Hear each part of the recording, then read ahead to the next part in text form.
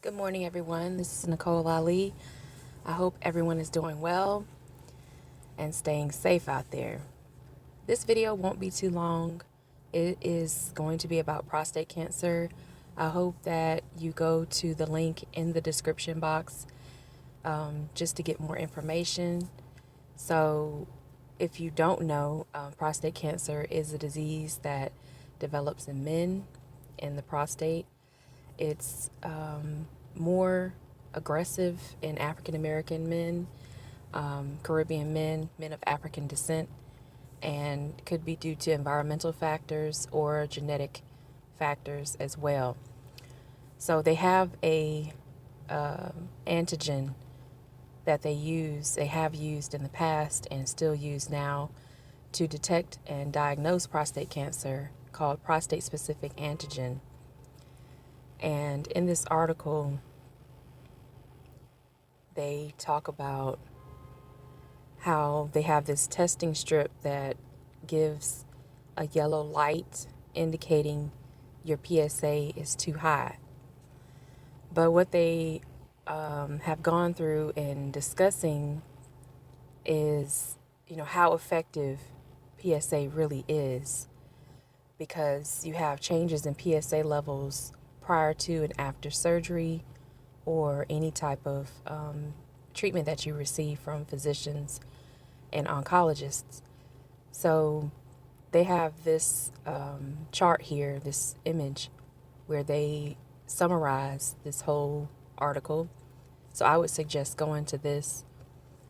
They say at the beginning that of 1,000 men offered a PSA-based screening, 240 of those men get a positive PSA result, which means that the PSA is very high, and that may indicate prostate cancer. I want you to pay attention to the words they use when they're discussing prostate cancer. They say may, or they say indicate, suggest, hypothesize. So they're trying to determine whether something is or is not occurring. And the only way for you to know if you're questioning whether you or someone you know has prostate issues is to go to a doctor that you trust, a doctor that has not the doctor that does not just give you drugs and get you out of the office. Okay, you want to go to someone that you trust, someone that actually talks to you like a human being and not a number on a piece of paper. So of those 240 who have a high PSA result, 100 of those get a positive biopsy and they show definite cancer.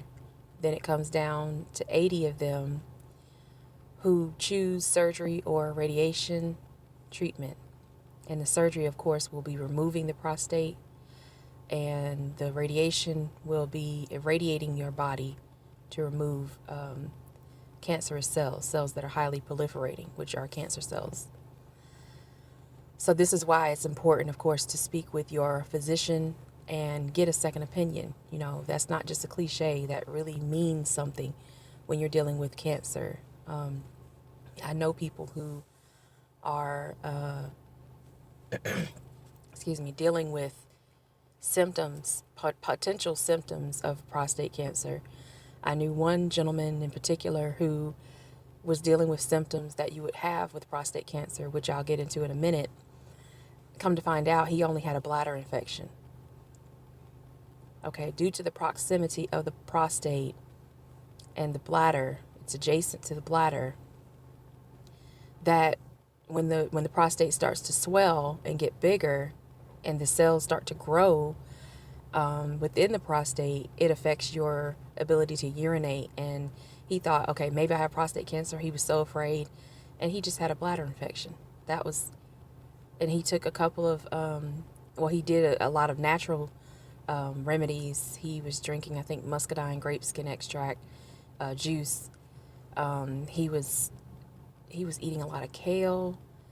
He changed his diet. That was one main thing he did. He changed his diet. He increased his water intake, his alkaline intake. He did take the drugs that his doctor prescribed to him, but he got better within a couple of days. I mean, by the end of the week, he was fine.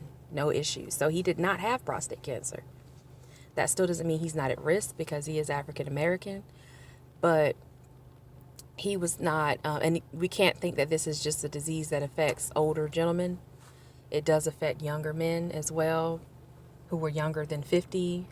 So you could have a risk factor that you don't know about. If your father or grandfather has since passed, you won't know from their medical history whether you have any risk factors that would make you potentially affected by this disease.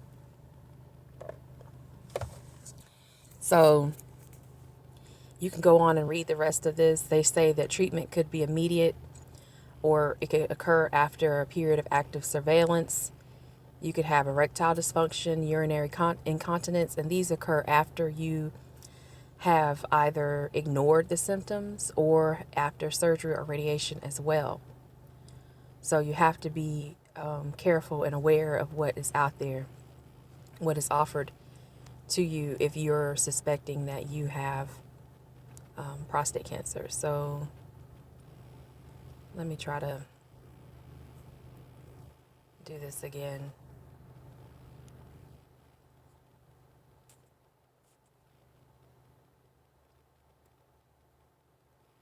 There we go. So I was trying to minimize it a little bit. And there's an advertisement here. So let me go back up. Okay, so there's a slideshow here. They talk about what is prostate cancer. We already went through that. They have 25 slides. I'm not going to go through all of them. But the symptoms of prostate cancer. So in the early stages, men have no symptoms. So with the asymptomatic disease, it is very dangerous to deal with this. It can be a silent killer if you're not careful. You have frequent urination, especially at night, because your circadian rhythms are different from person to person, but usually at nighttime your body is recharging and resetting itself for the next day, and that's when and you're also at rest, and that's a lot of times where men experience issues with urination. You have difficulty starting or stopping urination, weak or interrupted urinary stream, painful or burning sensation during urination or ejaculation. And men a lot of times think that, okay, I must have an STD, I must have something wrong with me. There's a lot of embarrassment. They might not feel like they're comfortable enough to go to a doctor. But just to make sure you're okay, you should go anyway. The most important one, the most devastating one, I think, is blood or urine in semen, or blood in the urine or the semen. If you have that occur, you need to get your ass to the doctor the next day, if not that day. Okay, if you busting off, you're ejaculating and you see blood in the semen, I'm sorry to be vulgar, but that's, y'all know what it is, and you see blood in the semen, you need to run to the doctor if you can. Hold yourself and run to the doctor, okay? Run to someone who is going to help you immediately. That's just not even with risk of prostate cancer. That's just in general for anybody, females included. You see blood and you're not on, your cycle at that time, your menses, something is wrong. Plus pain and issues with urination, definitely you have a problem there. At the bottom, they say you can also have deep pain in lower back, hips, or upper thighs. That's a problem because that's potentially a circulatory problem. You can have an enlarged prostate. So the normal size is about the size of a walnut. And if you can see the bladder right up above the prostate, the rectum, the urethra is there as well. There are certain risk factors you cannot control. One of the risk factors is genetic, being African American. African Americans are at higher risk and have the highest rates of prostate cancer in the world. Black men in this country tend to not be diagnosed and die quicker or die earlier than they should. Not just from prostate cancer, but of course we know from other diseases as well. A lot of it has to do with what you can control. Diet is number one. It says diet seems to play a role in the development of prostate cancer, which is much more common in countries where meat and high fat dairy are mainstays. And now we have GMOs. You can add that to the list. We have heavy metals, as I talked about yesterday with the protein shakes. Men out here doing all this working out, they're drinking these protein shakes that contain cadmium and laced with mercury and BPA. And BPA is a hormonal, it changes your hormonal metabolism, hormonal production, hormonal functions. And you're dealing with an organ that is regulated to your semen production, regulated to reproduction. It's involved in your reproduction. Okay, you have the prostate, you have the seminal vesicles, you have the epididymis, you have all these different organs within the male reproductive system that are involved with helping you produce a child. And you have risk factors that you can control: your diet, your activity level, your stress level. And they say at the bottom, a diet too low in fruits and vegetables may also play a role. These, your diet, these different, introducing fruits and vegetables into your diet also reduces other risk factors, as we know: heart disease, colon cancer, liver disease, reducing your intake of alcohol, beer, things like that. So there's so many other myths. I'm not going to go into detail about that. They also talked about, can you find it early? There are ways you can find it early. There's screening processes. So these are the two screening processes, the digital rectal exam or PSA test. You get your PSA test results. If you're normal, then your PSA level is under 4 nanograms per milliliter of blood. A PSA level above 10 suggests a high risk of cancers. So between 4 and 10 nanograms is a lot. It's a very large increase. That's over half. Over 2 times as much. 2.5 times as much. They have biopsies that they do. You have a biopsy in your Gleason score. So on the left side of the panel, you have a very organized prostate gland, prostate tissue. And from the left to the right, the cells become disorganized. They have no function. They lose their ability to talk to each other properly. They form small cysts and small, as you can see here on the right, they form small little colonies, and that is where the cells can leave the prostate and enter the bloodstream and travel throughout the body, causing metastasis. You don't want to get to that stage on the far right. You want to stay on the first.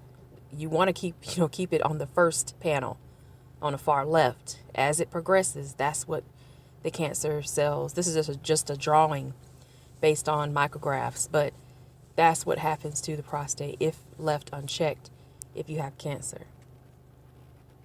So they have imaging and screening. They have staging that they do. There are good survival rates if detected early. They have watchful waiting, which I'm not a proponent of, radiation therapy. There's surgery if necessary, hormone therapy, chemotherapy, cryotherapy, where they freeze the tumor and then remove it. Prostate cancer vaccines, which can be specific for each patient, very expensive. They have hope for advanced cancer. So your lifestyle choices can change. They do matter. They can change. So that's why we were having the discussion on Saturday, which I wish it hadn't gotten so many issues and had to be deleted. But that was one thing we were going to discuss as well on that panel. I think we did get to some of those things, but you all let me know what you think in the comment section. Oops, I'm just going through here, looking at more of what they had to offer. Oh, they're talking about eating healthy. and then different supplements. So let me know what you think in the comment section. Like, comment, subscribe, share the video if you wish to. I hope that this video and others that I do on health and science are beneficial to someone out there who may be dealing with some of these symptoms or issues, or even someone that you know. It could be your father, your uncle, an older brother, a cousin, a friend, a coworker. Let them know that if they have any kind of pain, you need to let someone know immediately. Like I said earlier, run to the doctor if you can. And to get a doctor that you can trust. Hopefully one of us that's your physician that will help you and give you good advice and give you not just throw pills at you all day. So thank you, everyone. Thank you for your attention. I hope to speak to you soon in another video. Please let me know what you think in the comment section, and I'll talk to you later.